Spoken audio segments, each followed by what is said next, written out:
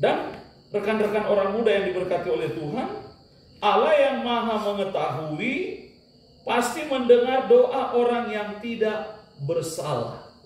Itu ungkapan Daud. Dalam isi doanya dia sampaikan, Tuhan, aku tidak bersalah, tetapi kok banyak musuhku.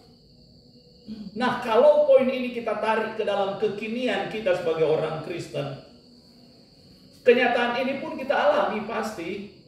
Kenapa kita alami? Loh, kok saya nggak punya salah ke orang lain kok? Kenapa saya dimusuhi? Karena salib.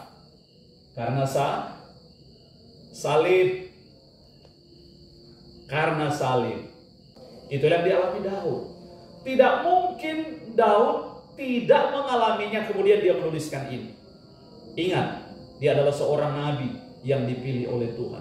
Tetapi karena dia mengalami ini, maka lahirlah Mazmur Daud.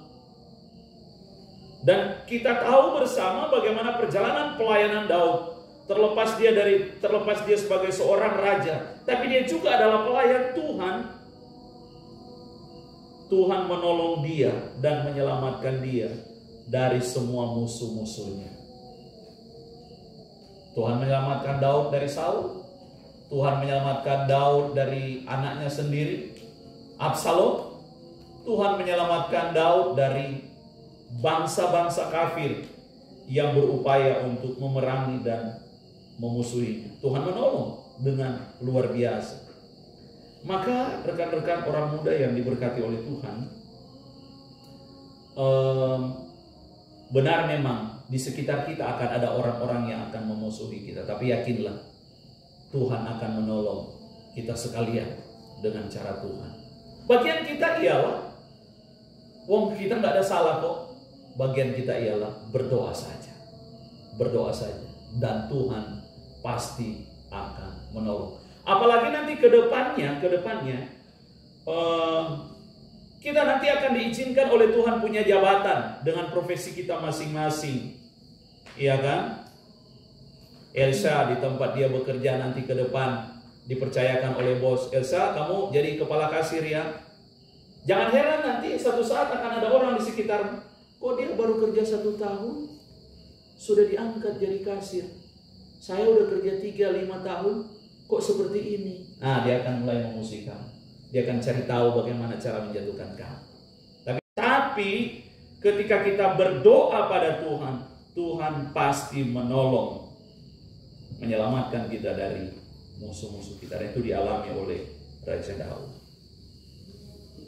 Yang ketiga, ayat 13 sampai ayatnya yang ke-15.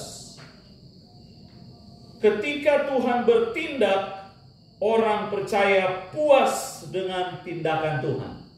Itu ayat 13 sampai dengan ayat 15. Kalimatnya ada di ayat 15.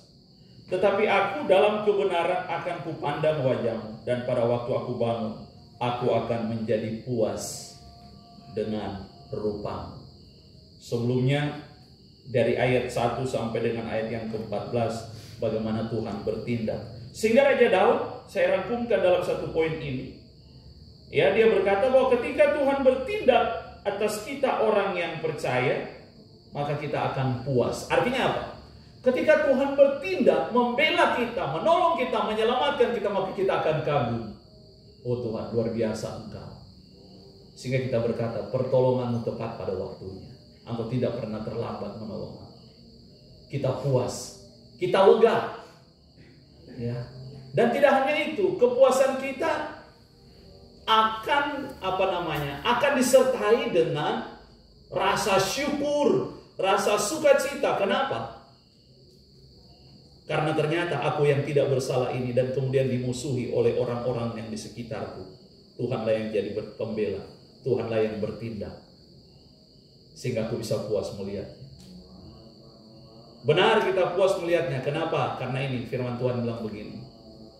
Pembalasan itu adalah hakku. Akulah yang akan menuntut balas. Bagian kita kembali lagi berdoa, minta pembelaan daripada Tuhan. Biarkan Tuhan yang bertindak. Biarkan Tuhan yang bertindak. Dan kalau Tuhan yang bertindak, kita terluput dari dosa, kita terluput dari melakukan kejahatan, Tetapi kemudian kita akan melihat bagaimana Tuhan bertindak.